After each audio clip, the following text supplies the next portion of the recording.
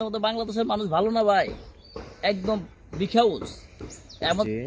আমরা চলে আসলাম শারাস্তি উপজেলার শ্যাতরা গ্রামে।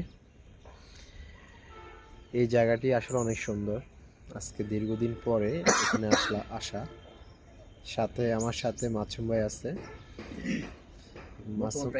জি জি, এখন আমাদের বর্তমান প্রেক্ষাপট নিয়ে কিছু কথা বলবো আমরা। শীত চলে যাচ্ছে, গরম আসতেছে, সবকিছু নিয়েই আমাদের আলোচনা হবে আর কি। আমাদের দেশের যে অবস্থা, মানে দেখি বলি, এই দেশের অবস্থার জন্য আমরা সাধারণ জনগণই দায়ী। কারণ হচ্ছে আমরা সাধারণ জনগণই ভালো না। মারামারি হানাহানি তো থাকে, কিন্তু এত অরাজকতা এই প্রথম বাংলাদেশের মধ্যে। আমরা যখন বাইরে ছিলাম, বাংলাদেশের মধ্যে যা হচ্ছিল, বাইরের মানুষ আমাদেরকে দেখে হাসাহাসি করতেছে। বাংলাদেশের মানুষ হচ্ছে 2 নাম্বার। একটা ভালো পোস্টে বাংলাদেশের মানুষদেরকে জব দেয় না। আপনি বাইরে যদি কোনো ইন্টারভিউ দেন, অ্যাপ্লাইং করেন, সব কিছু আপনার ওকে, যদি ন্যাশনালিটি করুন বাংলাদেশ, দেওয়ার পরে বলবে যে একটু পরে আসেন, আপনার সিরিয়ালটা কি পরে দিচ্ছে। কারণ হচ্ছে আমাদের বাংলাদেশের মানুষ ভালো না ভাই, একদম বিখাউস। আমাদেরকে কথা বলতে হয়, এই কথাগুলো অনেকে বলে না, কিন্তু আমরা আসলে বলতে হয়।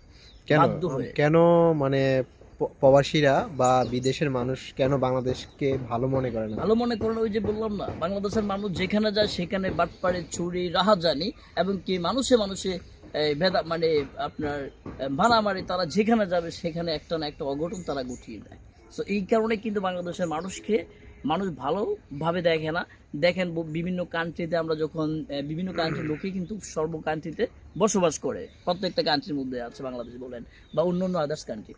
কিন্তু দেখা গেল যে তাদের কিন্তু যখন একটা চাকরির জন্য ইন্টারভিউ দেয়, ওকে ফাইন হয়ে গেছে, সাবমিশন ওকে, কিন্তু দেখা গেল বাংলাদেশের মানুষ ও সাবমিট সবই ওকে, সবই ঠিক আছে, যখন দেখে ন্যাশনালিটি বাংলাদেশ, বলে ভাই আপনি ঘন্টাখানিক পরে আসেন। ঘন্টাখানিক পরে আসার পরে দেখা গেল ফাইলটা ক্লোজ করে দিচ্ছে, মানে চাকরি দিবে না। ঠিক আছে, এই কারণ হচ্ছে এই বাংলাদেশ আমাদের বাংলাদেশের মানুষের কারণে আজকে আমাদের বাংলাদেশের এত অধঃপতন, এত মানে নিম্ন শ্রেণীর মানুষ, আমি বলি মানে নিম্নমানের এই জনগণ হচ্ছে আমরাই। কারণ আমরা এতটাই খারাপ। কারণ আমরা মানুষদেরকে, যখন একটা মানুষ উপরে উঠতে চায়, আমরা টেনে ধরে ফেলি। ওই একটা শিক্ষক যখন ছাত্রকে প্রশ্ন করলো যে বাংলাদেশের জাতীয় খেলার নাম কি, ছাত্র প্রশ্ন উত্তরে বললো যে বাংলাদেশের খেলার নাম হচ্ছে যে হাডুডু খেলা।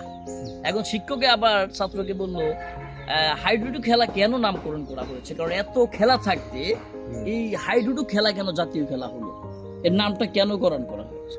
তখন ছাত্র প্রতি উত্তরে বলছে যে স্যার, আমাদের বাংলাদেশের মানুষ যদি উপরে উঠতে চায় তাহলে ঠ্যাং ধইরা টাইনা নিচে নামে। আমাদের বাংলাদেশের মানুষ তারা ঠ্যাং ধইরা কি করে, টাইনা ধইরা রাখে, যে সে উপরে যাতে না উঠতে পারে। এই জন্যই কিন্তু এই জাতীয় খেলার নামকরণ করা হয়েছে হাইডুডু খেলা। ঠিক আছে, হ্যাঁ জি ভাই, এই হাইডুডু খেলা হচ্ছে এটা। আমরা আজকে কি জন্য একটা মানুষকে আপনি ভালো একটা স্পেস তৈরি করে দিবেন, সেটা করবেন না। কিন্তু আপনি বয়ান দিতে কোনো আপনি গাফিলি, মানে বয়ান দিতে পারবেন, মাগার একটা স্পেস তৈরি করে দিবেন সেটা পারবেন না। উনি যদি ভালো একটা উদ্যোগ নিতে চায়, বাধা হয়ে দাঁড়াবেন, যে ভাই এটা করিস না, অন্য একটা কর। মানে তার মানে তাকে আপনি উৎসাহিত না দিয়ে কি করতেছেন, আপনি তাকে হতাশ করে ফেলতেছেন। যাকে আমরা হতাশ করব না, আমরা চেষ্টা করব যে বলতে হয় সবাইকে একটু মোটিভেট করার জন্য উৎসাহ দেব।